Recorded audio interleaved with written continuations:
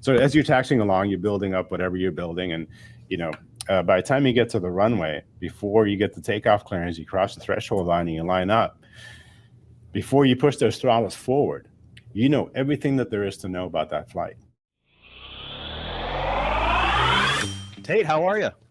Hey, what's up, Brian? Man, we just had the most amazing conversation with Alex Tapia. This guy is an ex-US Air pilot. He is a money manager. He owns Aviation Retirement Strategies, or ARS. I actually have their pen from a conference that we met at. Alex is just the coolest guy. He started this company that has $1 billion in assets under management now, helping pilots figure out what the heck to do with their giant 401ks, and very, very successful at that. Yeah, the best part I took away from it was he was like, the number one thing that pilots, well, I won't spoil the show, but I'll just say that, we're very destination checklist and training driven, and he actually compliments pilots on that, but also when it comes to investing, maybe not so much. And yeah, I mean, I've met a few pilots that, get really deep into options trading and stuff, and they've done very well. But the vast majority of us, myself included, you and I are real estate guys, right? We're not stock people. So I need to turn this over to a professional. Yeah, I think everyone's going to get a lot out of the show. I think this is actually something that you might want to have your spouse actually listen to with you, because it dives into how to really plan. This isn't like another brokerage thing you can buy or some manager you go and you pay, fee for AUM. This is a whole strategy setup. So with that, let's get right into the show. Let's get into it. I think everybody's going to love it. Alex, thank you so much for joining us, man. I really appreciate you coming on the show. Yeah, you're welcome. Happy to do it, man. Glad to be here. Absolutely. So I'll jump right in, and Alex, I think what you do in your background is just so interesting. What is a money manager? And let's get right into this. And I think we were just prior to the show, we were talking about just all the nuances behind it, and just a really good conversation. I'd like to pick up kind of where we left off just prior to recording. Yeah, it's a great question, and there's a lot of confusion as to what a money manager is, and what I am. I make a living managing money. I mean, I get paid on managing portfolios, but really, besides being a money manager, we are officially considered a private wealth management company. It's a little bit different than your average Fidelity or Schwab or whoever, or Edward Jones, wherever people go. Where they have structured products that they sell, whether it's mutual fund portfolio or things like that. They're not actually managing money. There's somebody else, and wherever their buildings are, actually managing the money, and they don't really. The person that you're dealing with generally doesn't have much of a say in what goes on in your portfolio. Private wealth management is more customized. It's probably the best way to describe it. People come to us and they want us to help them take this industry and make it so that it works for them, rather than they just existing in it. Most investors literally just exist in the investment industry because they don't really understand it. They know they have to invest. I mean, most people, every pilot has their 401k, Fidelity, Schwab, or wherever it may be, they know that they have to invest and they have to create a portfolio. And most guys just do the core funds, whatever they have to offer, either Schwab or Fidelity, and that's okay. There's nothing wrong with that. But they are not really taking advantage of all the pieces that are out there. That I equate them to pieces of a puzzle, to have somebody put them, arrange them in such a way where they fit together, and then all these pieces, like whatever your benefits are and investments and everything that you have financial, that they're all working together to make your personal financial life work as best as possible. So what we do is, rather than our people just existing in the investment world in a portfolio, we actually take this industry and we manipulate it so it literally fits them specifically as an individual. Because as an investor, people are literally your financial life. We have a lot in common as pilots. You're with Delta, Hawaiian. I was US Air. I would have been American now, I guess. But we have a lot in common. We have a lot of same interests, and we probably know a lot of the same people. But once we step out of the cockpit, we're completely unique, and your financial life is literally as unique as a fingerprint. And by the time you start getting into the 500,000 ish and up in account balance, which most pilots have. There's a world out there that most people don't even know that's out there, and that's private money managers or professional financial planners that can literally do anything in the world without selling anything and make this industry work for the individual. And that's the difference between a money manager who's just managing money and a professional financial planner, which is what we are.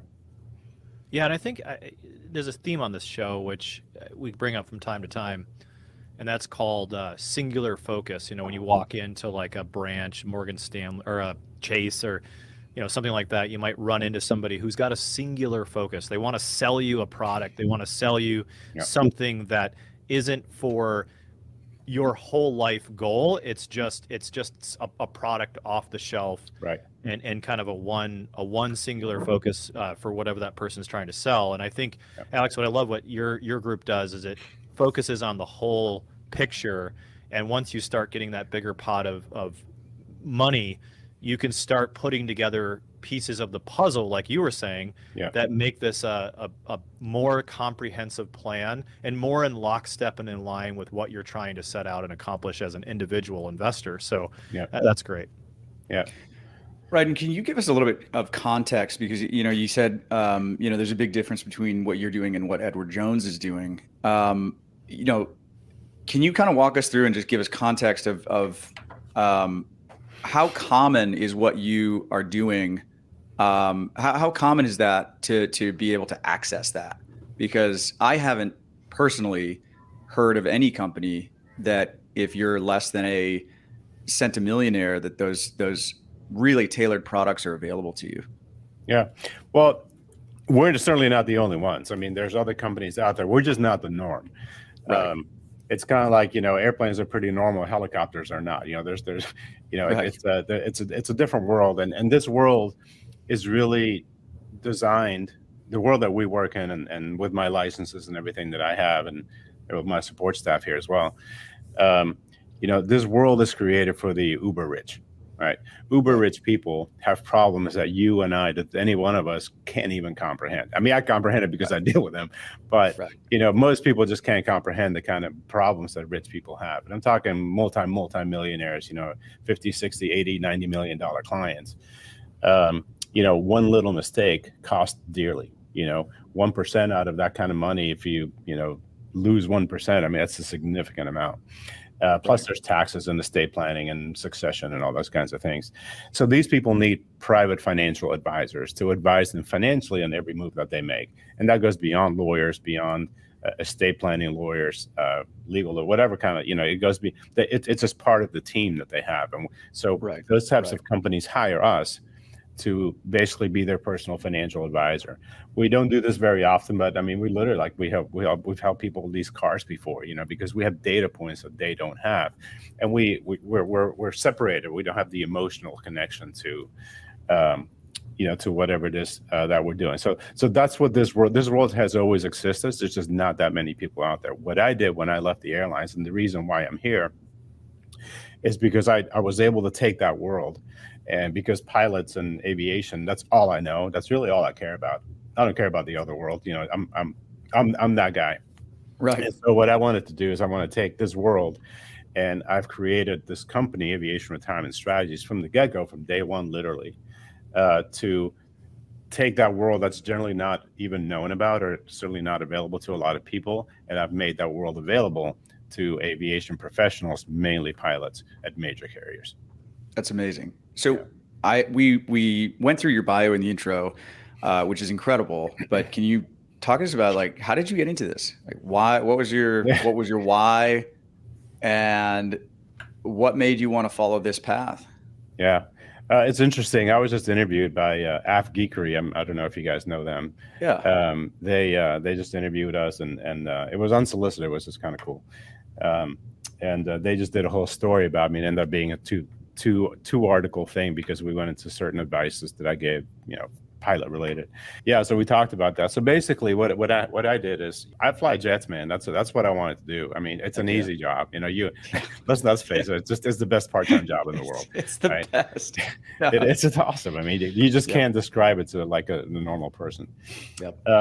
So that's what I want. It took me a long time to get there. And back in my day, I'm a little bit older, I think, than you guys. It was pretty hard to get a pilot's job at a major carrier. I think only 2% of pilots at the time would ever make it to that level. And I'm literally interviewing with astronauts. And I went to University of Houston. I mean, I'm in Houston, but that doesn't make me an astronaut, right? But I'm literally interviewing with these guys. What's that? I saw that you exited U.S. Airways in 2002. Yeah. That was a rough time to be at U.S. Airways, right? I mean, 9/11, they bankruptcy twice. It was exactly. So I was, I finally got my job, my dream job. I actually met my wife there. We're married today. We have 3 kids, and she's a great girl. I mean, it was I hit the jackpot. US Air at the time, we were the highest paid airline pilots in the industry at the time, until I think United surpassed us. But it was great, and that's really my life was set. I was guaranteed to be a millionaire over there, to retire as a millionaire, and just nothing else I needed to do. And then unfortunately 9/11 came along, and obviously you guys know what's up. What happened there? It just rocked the industry to its core. And so I got furloughed in 2002, and US Air at the time was having a lot of trouble because they closed Reagan. They closed 3 bases for them, and they couldn't open up. So they went bankrupt 3 times. So I knew that me going back, even though I had still had a seniority number, me going back, it's not going to happen anytime soon. Meanwhile, I have a family and all that kind of stuff. And I decided to take a year off from the day I got furloughed and literally just look for a job, like anything at all, flight instructing, charter, whatever it may be. And because back then there was no jobs available, the only job offer I was able to get, literally the only one, they offered to fly for me to fly left seat in an MD-80 out of Jakarta, Indonesia. And my daughter was just born. I have a wife. My wife's a beautiful blonde girl. She's the whole package. And I'm thinking, we've just been, and I say this back then out of ignorance because we didn't know better then. We just got attacked by a bunch of Muslims. That's the way we were thinking, right? And so here we are.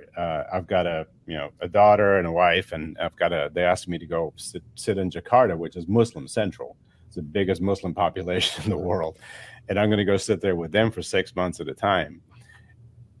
Back then, it just wasn't something I wanted to do, and certainly not expose my wife doesn't. I just don't think that we would have been happy there. So I turned it down. So basically, I ran out of money, and I was doing this on the side while I was flying for my brother who was in the industry, and I used to basically do data entry for financial plans. So I was kind of familiar with the industry.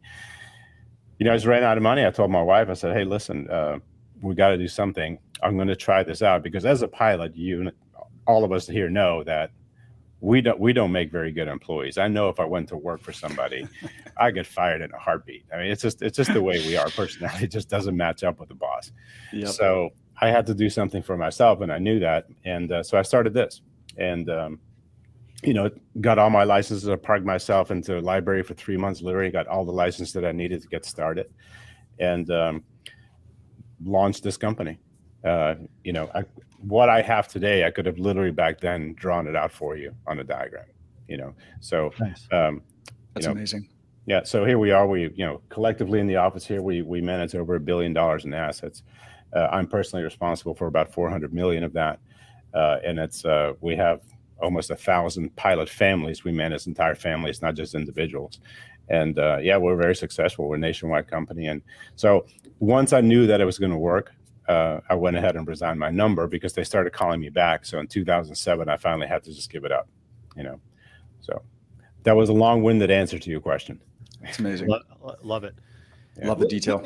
What makes a pilot financial situation different than, because I mean, you have $1 billion AUM, and for those that are listening, financial assets under management for a firm, that is incredibly impressive. Thank you. Very impressive. That is a lot of money to manage, and it is highly successful here. So a huge testament to what you and your team have done and what you've created and built. It sounds like you have a lot of pilot families, and it sounds like you may have some families that you manage capital for that are not pilots. Yeah.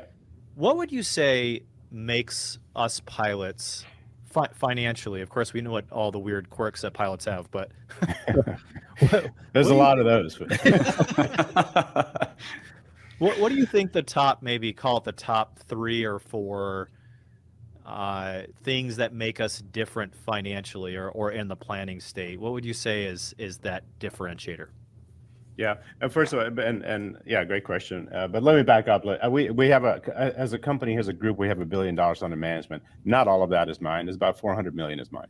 Still, but as a group, we work together. We don't. Yeah, we're in the office together here, and I have my compliance people and regulatory people, but they also have their own books and things. So collectively, we're a big company. But personally, I'm responsible for but almost half of that. Still, but it's still what a slouch. Yeah, just 400 million that you got to tend to. Jeez. Yeah, I woke up late this morning. Sorry. Exactly. So, what makes a pilot's money different? Well, I'll give you the primary reason why I even get out of bed, even thought about doing this, because I know the problems that pilots have from it, and I call them problems, meaning they're challenges, not problems. Having money is not a problem, but there are challenges to do it correctly. I guarantee you're gonna relate to the story, Ryan, and Tate, you as well. When you got hired at Delta, when you get hired at Hawaiian, when I got hired at US Air, you get called up, you go to class, and you sit down, and after about a week or so, they give you the whole, to make you drink the Kool-Aid of the airline, right? They get your ID and all that kind of stuff, and after about a week or so, somebody from HR shows up, usually along with a union rep, whether it's ALPA or whoever, and they tell you how great your benefits are. They're going to go through, you got the 401k, you got the B plan, you got the C plan. Most pilots don't even know how to spell C plan, much know what that is. So, but they give them to you and they say, hey, we're going to contribute 16-17% to your plan, and so you need to invest, create a portfolio, and then we've got a bunch of life insurance for you that you want to sell you and all that kind of stuff. And then they go away, So here we are. We're worried about getting through probation. We're not worried about our 401k at this point, right? So nobody's really paying attention to that kind of stuff. And nor did I, So they don't give you any information to say, here's what you have, but they don't. But nobody at the company, certainly nobody at the union either. They really know how to take all of those pieces that you have, like your insurance, your long-term care, your loss of license, all the stuff that they give you guys, and you have immense benefits that I couldn't even pay for, even if I wanted to, for my employees. You guys, your stuff is amazing. They just don't teach you how to use it. Right, it's not applicable. Yeah, because they may know this is a 401k, but and how does it fit in the whole big scheme of the financial industry, and how can you manipulate it so that it works for you in the best way possible? So you guys, or I had, basically the 787 of benefit plans. That's what pilots have, and that's one thing that makes them different from other people, is that they have so many great benefits, and they also have the money, and whether they like it or not, the money's going to throw money at you. Right. So that's something that unique that not really everybody has. Pilots tend to forget how good they have it. Again, it's the best part-time job in the world, right? So that's one thing that makes them different. But there's no anyone particular that knows how to put all that stuff together, and that's probably one of the big differentiating things, that pilots are very, very smart people, highly intelligent, very capable, motor skills, and all the other skills that you need to have to to be a professional in the aviation industry, but they're not being taught the proper way to handle the kinds of money that you guys have. Most pilots around 45, 50s are going to have $1 million in a 401k. Imagine by the time they're 65 these days. Assume they don't even change the age. So they have a lot of money, and so so the fact that they have so many benefits and they don't really figure out how to use them properly unless they run into somebody like myself, that's something that makes them a little bit unique. And also their personality. You asked for about 2 or 3 or 4 different ways. Personality is a big thing with pilots. We have AAA type personalities, and that's totally fine. There's nothing wrong with that.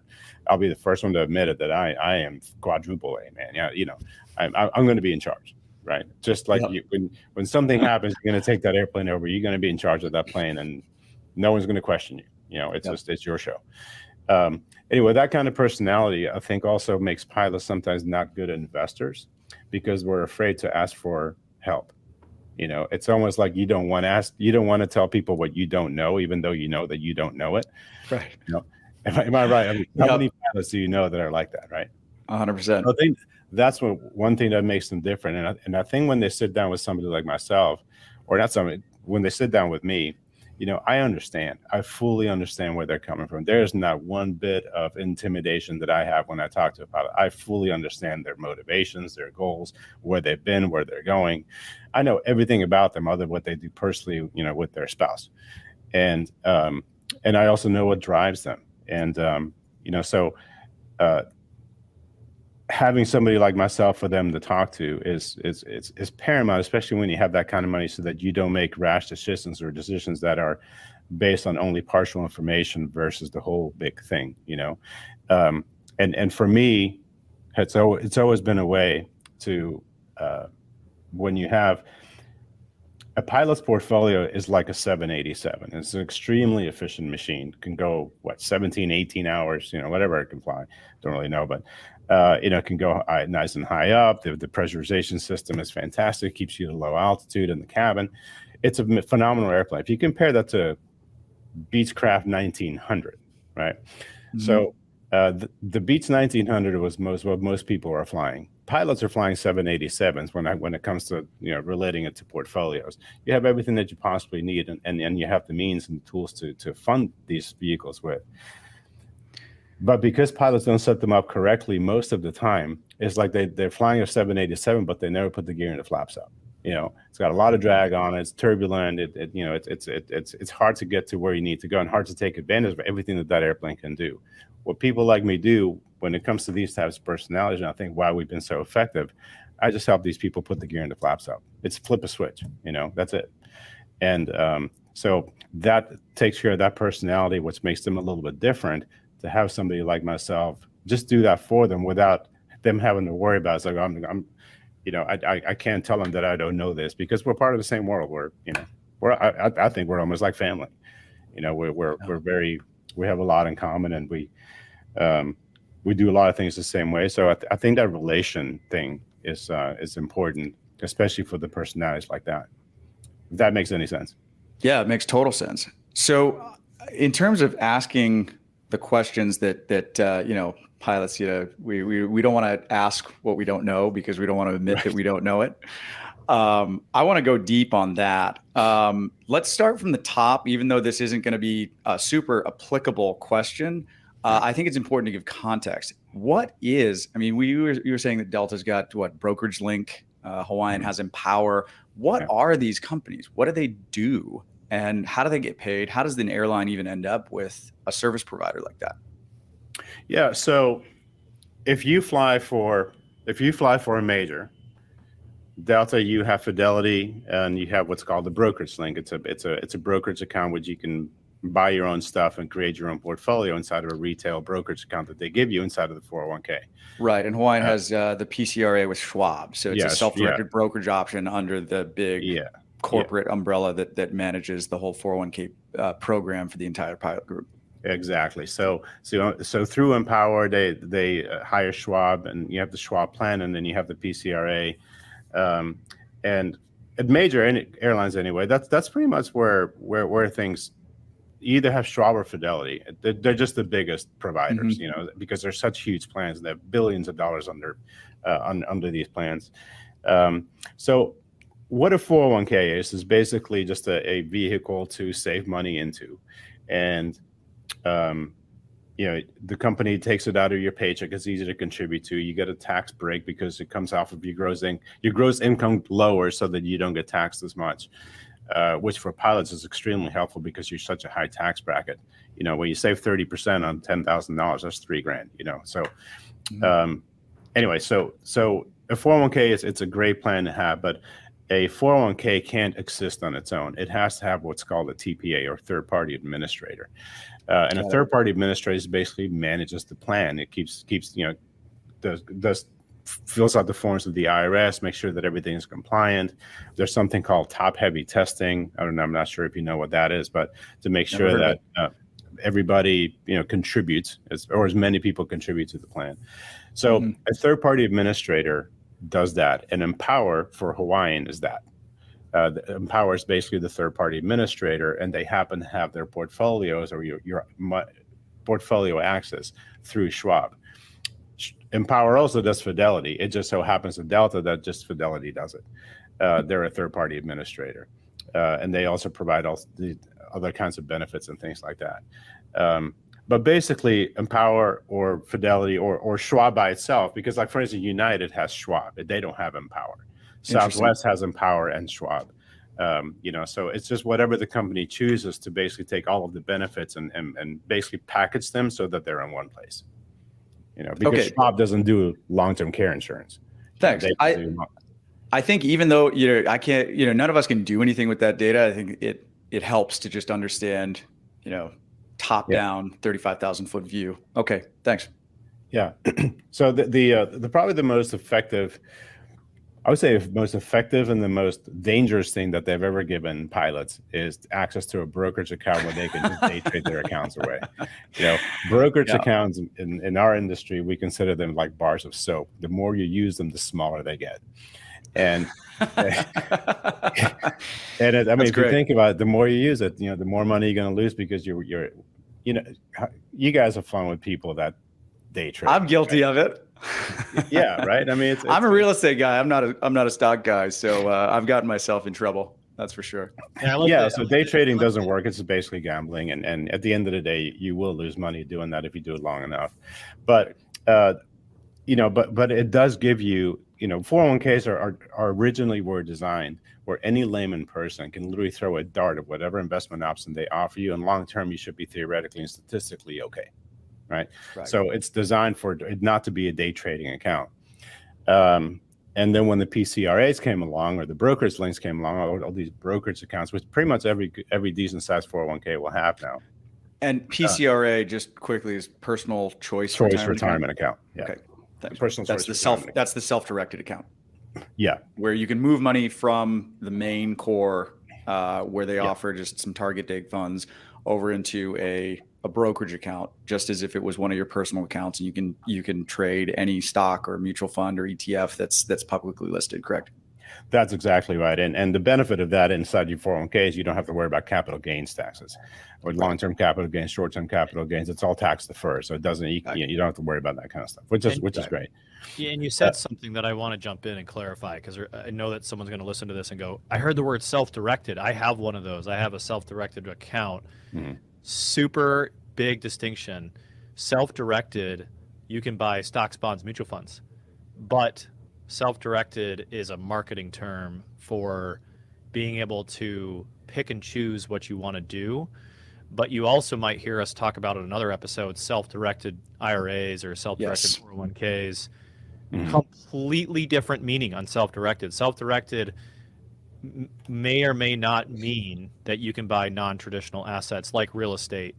So Alex is in just north of Houston, and there's a big self-directed IRA company or self-directed company that will set up self-directed IRAs called Quest Trust Company. And they will set up truly self-directed IRAs that allow you to invest in stocks, bonds, mutual funds, real estate, traditional, non-traditional assets. So I didn't want to just kind of glaze over that term, but inside of your 401k, like you were saying, Brokerage Link allows you to self-direct or pick traditional assets to invest in, but not non-traditional like real estate. So I just wanted to make that distinction. Excellent. Right, exactly, and you're absolutely right. There's a difference, and they are called both. They were both called self-directed. The technical term for that is inside of the self-directed brokerage accounts at these plans. You are not allowed to buy these alternative investments that are not necessarily registered or things like that. You have to do different things to be able to buy real estate inside of a 401k or with your IRA rather. So you're absolutely correct. There's a distinction. So when I'm talking about self-directed brokerage, I'm just talking about brokerage accounts where you can buy and sell, stocks, mutual funds, bonds, ETFs, whatever you want. So, they are basically what they are. They're retail accounts. And what a lot of people don't realize is that when you buy retail, you're paying for a lot of things. I have 3 kids, and my boys are. I have a daughter in college at A&M, and I have 2 identical twin boys. They're 17, and man, when they go buy shoes, I'm spending $200 at Nike, in the mall, right? Mm. Well, not the mall, Amazon still, but whatever. Who goes to the mall now? But so anything that you buy inside of the brokerage account, unless you're dealing strictly with individual stocks or exchange traded funds that have very low fees, most people are buying mutual funds. And when you go buy mutual funds, you're literally going to the mall and buying the $200 Nike shoe. Where what a lot of people don't realize that there are ways to basically be in the wholesale world, which we call the institutional world, as versus retail. And when we manage people's money, we elevate them up to an institutional level whenever we can, so that we don't deal with all the expenses and all those things. So a lot of people, when they're day trading inside of their brokerage account, I'm assuming that they're doing mutual funds, and every time that they do that, there's a commission, and the commission is extremely well hidden. That is very. In fact, I actually have a binder here. We actually broke down the fees of Schwab and Fidelity. And it took me and my staff an entire day to find out what these things actually are. It's amazing that's legal. It's not that it's not disclosed. You just don't know where to find it in the prospectus that it's there. But good luck reading. Who's going to read through that? Who does? Yeah, the 400-page disclosures that they send you once a year. Yeah, right. And so nobody really knows that part of it, and certainly don't understand it. So every time they make a trade, they're losing commissions, and we're talking about 4 or 5, 6, 7%. Of a purchase. You buy 100 grand worth of stuff, you're going to spend $5 grand just in commissions. Wow. Which is why Edward Jones wants to sell you mutual funds, right? It's the only reason why. And every single, I can tell you the different kinds of shares of mutual funds, how the commissions work. It's not really that complicated. Just nobody ever talks about it because everybody's on commission, or most people are on commission in this industry, so they don't want you to know. Where people like us, we just, we don't make commissions. We just manage money for it. We're professional money managers. Right. So you'll never hear that conversation, and which is pretty interesting. So most people just don't know. I think in the last 20 years, when I've explained how that system works, different shares of mutual funds, there's literally only been 2 pilots to this date that have actually known what I'm talking about. And I've talked to hundreds and hundreds and hundreds. And you're talking about the 2 different share classes of institutional versus individual? Yeah. So if you because you're not an institutional investor, right? You're not licensed like I am. You go. Let's say you got, I don't know. Let's take the Fidelity Magellan Fund, one of the largest funds in the world. It used to be pretty popular amongst flight crews. When you go, let's say you call up Ryan. Let's say you call up Fidelity, and you got your brokerage link account, which is the equivalent to the personal choice retirement account at Schwab. And you say, hey, I want to buy a Fidelity Magellan Fund. I want to buy whatever, $30,000 worth of shares of whatever that fund is. They don't really ask you this, but what they should be asking you is, what share class would you like to buy? And that's if they were to ever do that, which they usually don't. That's where people get confused. They have no idea what the hell a share of a mutual. They just want to buy the mutual fund. They didn't realize it was, So basically, what they're asking: how do you want to pay all your fees and all your commissions to me for placing this trade for you? So if you buy an A share, it's an upfront load. You've heard of loads. A lot of people talk about loads. This is where the loads are. So an A share has an upfront load, and when you buy whatever, say $100,000 worth of something, that load can be anywhere between 3 to 7%. So you're going to pay everything up front. They're going to issue you less shares to make up for those. So your money's going to get invested, but you're just going to get less shares to make up for the commissions that they need to pay. And one of the reasons why you might want there's never a reason why you would want to do that, although everybody has A shares, is that when you buy an A share, because you pay your fees up front, your ongoing costs, the internal fund for the fund fees that are always built in, are a little bit lower than the rest of the shares, because they've already gotten most of the money from you that they wanted. And the other part is that it's fully liquid, because if you buy it today, pay the commission, sell it tomorrow, they don't care. They couldn't care less because they've already been paid. Mm-hmm. So, so most people will have A shares because the broker gets paid that commission. Now, if you're smart and you want to do something different, you don't pay the commission up front, you can buy a B share, which is a load at the end. So when you buy the share, you're locked into the mutual fund for a period of somewhere 5 to 7 years, where your fees are much higher. So you're paying that cost over time. And if you were to leave before that period is over, they're going to charge you the commission anyway. So it's more of a long-term thing. So, but either way, you're paying a lot of fees. And these are the flaps in the gear that you're never putting up, right? These fees are really dragging down your portfolio. And if you have a long-term horizon, you can take 7 years to be in this fund. If you are, then after that period, then it automatically turns into an A share, which is now lower fees and full liquidity. And if you don't do any of that, the last option that you have is a C share, which is what we call a level load, where the ongoing yearly fees are so much higher. You're basically buying yourself liquidity by paying, maybe double the amount in fees ongoing as you own it, so that if you want to leave, you don't have to pay like a big upfront commission or a back end commission. Those are the only three options that you guys have as retail investors. It's a very ineffective and very portfolio ineffective thing to do, because any performance is going to get dragged down by fees. If all things are equal and you have an exchange traded fund portfolio that has very little fees, the ETF is going to do better because it doesn't have the drag associated with it. It's going to get there without running out of gas. So interesting. That's there's a lot of things that these PCRAs, they're great, but you have to know how to maneuver inside of this industry to do it properly. Guys like me come in and we help them do that, because we operate at the institutional level. We don't worry about any of that commission stuff. Like we buy totally different kinds of shares. We operate in a completely different world. We don't worry about commissions, fees. Everything is, for us, it's basically almost non-existent. So I think that's a huge misconception, because most people think, well, why would I use a money manager? Because I'm going to pay them 1% when I can just do it myself, and I'm not going to pay that fee. And what they don't realize is that it's much cheaper. It's cheaper. Yeah, absolutely. It's really interesting. So everyone walking around with a 401k, on average, they'll pay between 1.5% to 2% in fees on a yearly basis. So you got $1 million, you're paying $20,000. That's a lot of money. Yep. At my firm here, we charge a flat 1.3%. If it's through our own brokers here, or if it's a Schwab or Fidelity, we just charge a flat 1%. It's literally almost half the cost to have a professional money manager, and that can actually help you out and make your portfolio efficient and take advantage of this industry instead of it constantly taking advantage of you. I love that.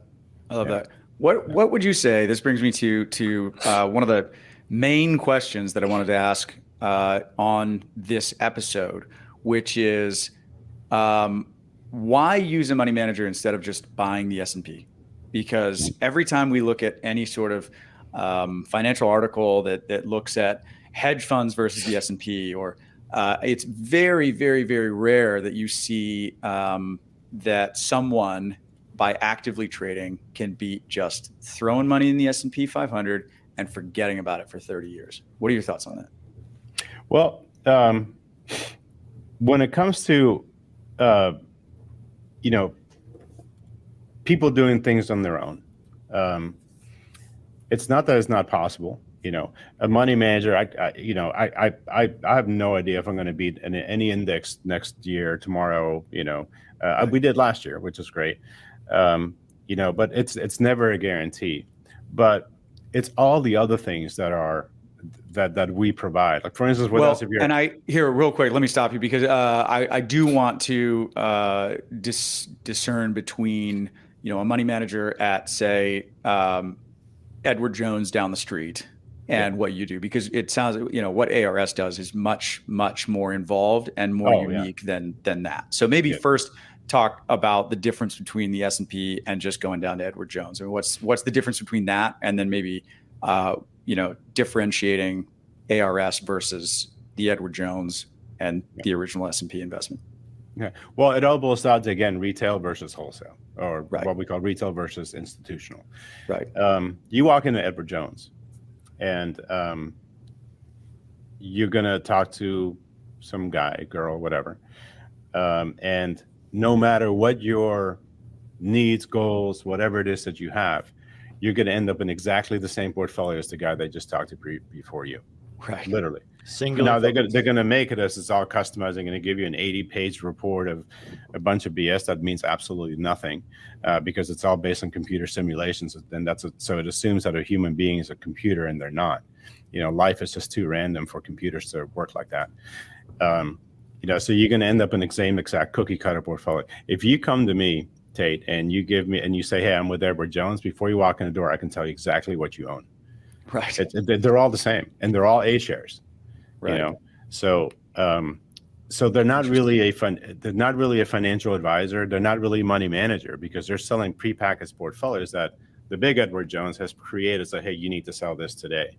And depending on the relationships that they have with the mutual funds, whoever's paying them the most are going to get at the top of the list, and that's what you're going to end up with your portfolio.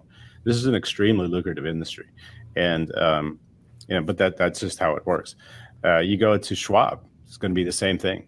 You go to Fidelity. Fidelity is actually one of the most expensive to do that, and they're the most salesy out of them all.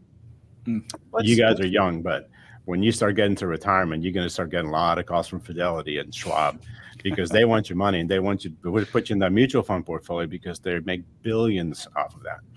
There's nothing wrong with that. If you're a new pilot, first of all, I should say, who is your most ideal candidate? Are we talking about a regional guy that just got upgraded, or are you, what's your sweet spot for a client? Or who can you help the most or be most impactful to? Yeah, well, there's three categories of pilots. There's the regional guys we generally don't work that much with, because they just don't have that much money. They're trying to get on with the majors, right? And there's very few that actually have a decent amount of money, but they're also younger. They're not, they're just in a different category. So there's that category of pilot that's young, first starting out, they don't have much. They're still trying to figure out their way, in this industry, and certainly financially as well, because they've never made this kind of money. So although we're getting more and more of those, and by the way, let me preface also, about 5 years now, I'm the official advisor on the planet every major airline, Fidelity, Schwab. We can go in and we manage money. Our name shows up on your screen through Schwab or Fidelity. And the reason I say that is because before we did that, we were not allowed to manage money inside somebody's 401k plan. We certainly can't log in for you and do whatever. It has to be done through the proper channels, through what we call a limited power of attorney. But so once we got that ability, all the younger people all of a sudden became available to us, because now we can actually manage their money while they're working. And there's a whole process that we go through that. So there's that category of pilots. And then there's the category of pilots the kids are maybe, their college funds are already funded, and they're like in that second phase of life where things are starting to become a little bit easier and more predictable, and they're starting to look, hey, retirement's coming up pretty soon, and as we all know, since we're always looking 2 months ahead, life goes very fast for us, so retirement comes up a lot quicker than people think. They're starting to think about it. It's like, hey, maybe I got 10, 15 years to go, and I'm starting to have a little money now. Like, what do I do with this stuff, and how do I start taking care of my retirement? So that group of guys generally starts between 45 to 55. And these are guys now, hey, I have something, I want to take care of it. Now I have something to lose. Where the younger guys, you got 10 grand in your 401k, who cares, man? Right. Not that you don't care, but yeah. When you have $1 million, now you start to go, oh, wait a minute, I should take care of this. And then you have the third category, which is the guys that are very close to retirement. And those are the guys that need the most help, because you have to prepare them for retirement. And during that phase, that's primarily where we work with the second category and the third category. because that takes the most work to start preparing somebody for retirement, but especially when you're in retirement, that's when we do a lot of work, a lot of planning work, and we create strategies. And that's the reason my company is called Aviation Retirement Strategies. We strategize as to how to monetize your portfolio for you specifically. In other words, how do you create an income from a portfolio without buying ridiculous expensive annuities and things like that? And there's ways to do that. You just need a professional planner to help you out. So we primarily work in the, although it started to kind of catch up, we primarily work in the retirement guys, but the second group is definitely up and coming because there's so many pilots signing up with us. That's becoming a pretty large portion of our of our book that we manage.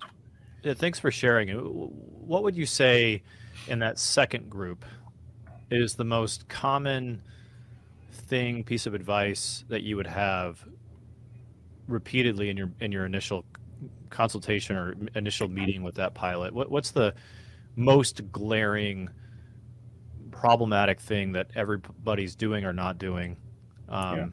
Outside of what we talked about, maybe when we talked about the brokerage link and playing the lottery every day with that, but hopefully win the lottery, right? Exactly. Great question. So the conversations are really pretty different, and I'll give you the conversation with the second and third category. The conversation with the second category is most pilots literally, and I can't even think of one that has not been like this. They're just existing, right? They're just investing. They have a portfolio, and they're trying to grow the portfolio, but they don't really know why exactly they're growing their portfolio. In other words, their dollars don't have a specific purpose. They're just investing, right? It's kind of like you ride your bike and you're just not really going anywhere. You're just riding in circles. You're just investing. Hopefully your circle gets bigger, but you're just investing. So what we do, the conversation that we have with those guys is, what is it that you really want to do? It gets very personal, and it's actually kind of cool. It's a very personal thing. It's a very personal journey for each family, and I never, if you're married, I'll never talk to anybody without their spouse present. It's a family journey that they go on, and what is it that they're trying to accomplish, and whatever that is, what are they doing today to get there, and is that the best way to get there? And so whether they're getting there in the right way or not, we help them make their investments very purposeful, and we give them the reason to invest and the reason why money's going there. Sometimes we'll split up their portfolios to do different things with it, but collectively all the portfolios will be working together, but now every portfolio has an actual purpose of accomplishing something in the future.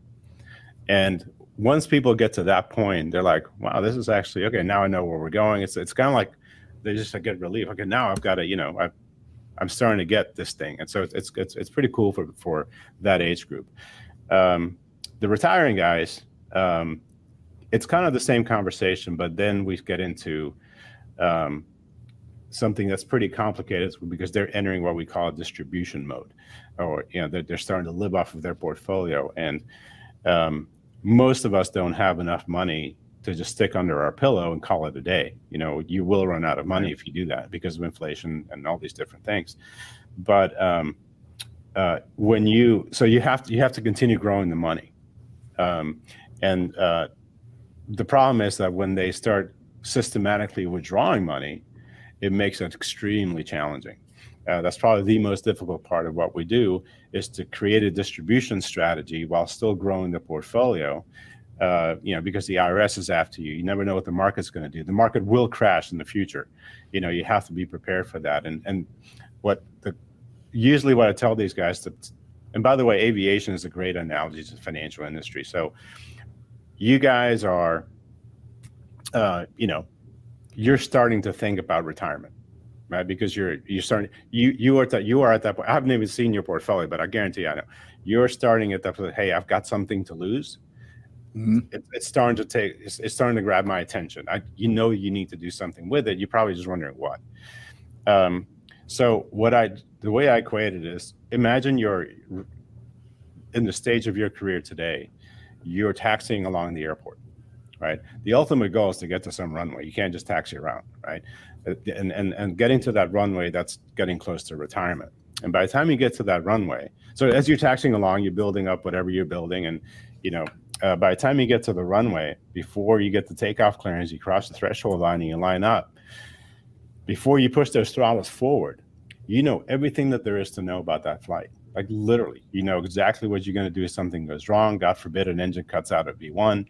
By the time you take off, you know what waypoint you're going to go to first. You're going to know your departure. You're going to do all that stuff. When you get to the altitude, you're going to know, you roughly know what the winds are going to be, where the turbulence, all the stuff about your destination, and you certainly know where you're going. That's the most important part.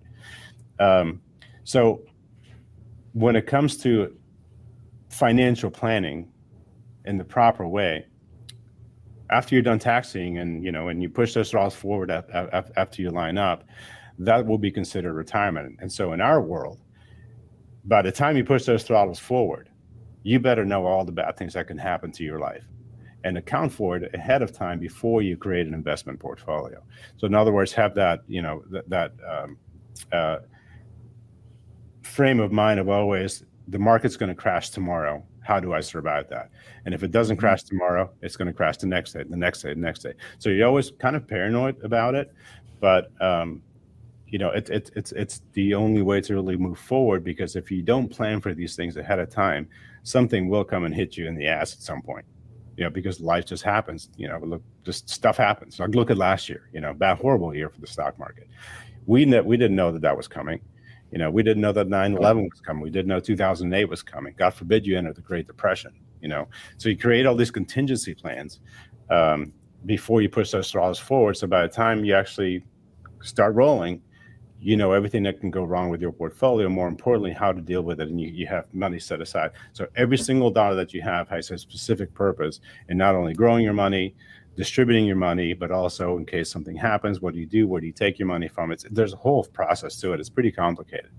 I love that, and I'll just play on your analogy a little bit. You started with not knowing your why. Like your pilots come in and they don't know their why, they don't know where they're going. Yeah, that's kind of like not knowing your destination, and picking your destination is kind of the most fun thing to think about if you think about it, right? If you're getting in your car and driving somewhere, the fun part isn't thinking about how much fuel and gas and where we're going and how much oil and tire pressure and all that. The fun part is like, we're going somewhere fun. Like we're going to Hawaii, right? So we're going to go hang out with Tate in Hawaii. And so I feel like that's like the best part is like pilots should be thinking about where they want to end up. Yeah. And then, then I'll one more tug on your analogy, which is, it's like trying to do that flight without a check pilot or check airman or going to sim training or, having your manuals updated, whatever it might be, right? That's kind of like trying to do this by yourself. It just seems really intuitive for us to want to get that kind of training and that kind of help and guidance. Mm-hmm. That's why we wanted to bring guests like yourself onto the show, is that so we can start sharing this out, that this knowledge and this help exists, and you should be considering these types of things to make a full strategy. We're just about out of time, but I wanted to wrap up because Tate and I selfishly, we play in the alternative investment space, and we wanted your just honest opinion. We don't try to position this podcast in any other way. We like to hear it. Your direct. This is how you feel about it. But alternative investments, i.e., things like non-traditional assets, unregistered securities, real estate, syndications, funds, things like that. What's your opinion on that? It's again, when you have a toolbox as large as you guys have, right? Mm-hmm. You have the luxury to be able to do those kinds of things. And if anything, what they do, we call these alternatives. If anything what they do is they provide a little bit of diversification. There's never wrong with having guaranteed income. Because when you have guaranteed income, just like bonds and anything that spits out some interest or whatever, or yield, it stabilizes the volatility of a portfolio, and ideally you want to be in the least turbulence as possible. So things like that are phenomenal for the stabilization of a portfolio's volatility. There's all kinds of different alternatives in real estate. You guys do storage, I believe, right? There's real estate, there's REITs. I mean, there's all kinds of different things. There's a million, but they have a great place in the portfolio. As you well know, it's probably not for an entire portfolio, but maybe 10-20% of it. It's a great hedge against inflation.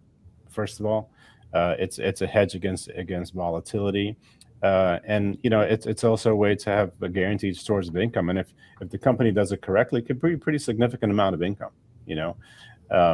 So they're great vehicles, and that they have a place. If your portfolio is large enough, they have a place in everybody's portfolio. And I think pilots are definitely at that level. I think when you start having 500,000-ish, those things start becoming a pretty viable thing. There's liquidity issues, so you don't want to put all your money. You have to be able to account for contingencies, like you need a new car, health issues or whatever. But they're great vehicles, and we use vehicles all the time like that, that we consider alternatives, whether they're business development companies or we call them BDCs, or REITs or things like that. Every professional manager will have that tool somewhere in their lineup. That's great. Yeah, I think for me, I've been a real estate guy my entire life.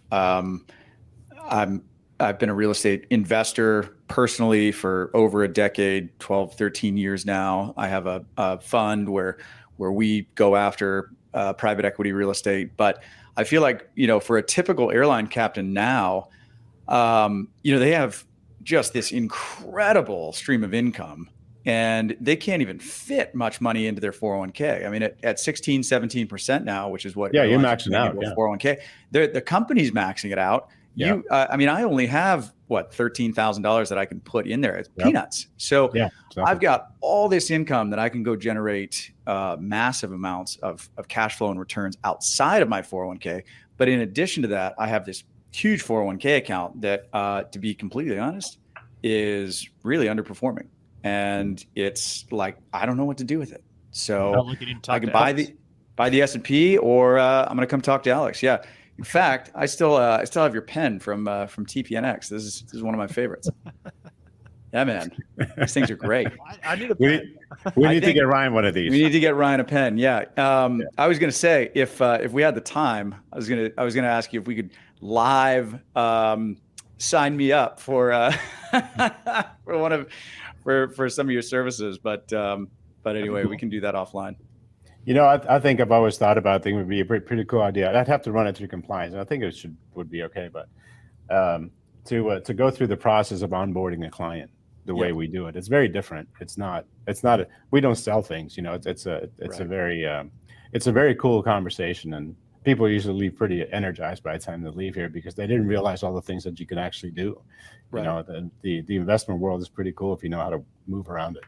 Well, that 401k is super, super powerful, and it's only just a piece of the wealth building pie that we have as pilots, but it's a big piece. So use it. On that note, how do I get in touch with you, and how does everybody else get in touch with you if they want to sign on? Yeah. Well, it's pretty simple. We have my email is tapia@pilotmoney.com. Our website's pilotmoney.com. It's pretty easy to remember, and we do everything either via Zoom or in person, and we just have a conversation, and just give us a call. Our phone number here is 281-272-2229. You can email me, call me directly. I have an entire staff. I don't have salespeople. I literally have my staff supports me 100%. Everybody's here to, deliver what I promised to the pilots. We just have a conversation, and if you say, "Hey, let's move forward," it's the paperwork is actually pretty simple. There's not much to it. It's more about what it is that you need and setting it up correctly. That's what takes up the bulk of the time. Later on, we talk about the investments and whatever it is that, whether you want to customize portfolios for yourself or whatever. There's a million things that you can do. But give me a call, shoot me an email or something like that, and happy to sit down and talk to whoever meets. I mean, if you're a pilot, you're welcome here. The door's wide open. Perfect. Alex. I love it. And tell them where you heard about him. Yeah, exactly. Yeah. The process is easy, and there's probably a couple of things I want to talk to you guys about anyway. I want to learn more about your product. I think you guys are doing a good job. And by the way, I'll give you kudos. You guys seem extremely professional. Very impressed with that. And and when you do this kind of stuff, you can't half-ass it, and you guys are certainly not. I think it's great. You guys, Thanks, I like that a lot. You guys are that's impressive. Thanks, Alex. Yeah, appreciate that. So, well, yeah, just wanted to thank you for coming on the show. We're just about out of time, but really appreciate the wisdom that you dropped, and I think the listeners are going to get an absolute ton out of this. So thank you so much for coming on. Yeah, we also have a podcast channel. It's called the Pilot Money Podcast. It's on YouTube. We are slowly adding things as we as we develop them. Just good advice for pilots is all aviation related, and we'd love to have you guys on at some point as well. Yeah, we'll share that. Yeah, that'd be great. We'll share that in the show notes. Definitely. So Tate and I will address that in the show notes, so all the listeners can like and subscribe. Sounds great. Absolutely. Yeah. Very cool. Well, I'm looking forward to seeing you guys and talking to you guys later. But hey, I really appreciate your time. It's been a lot of fun. Absolutely. Thanks, Alex. Take care. You guys have a good one. We'll talk to you soon. All right. See you guys.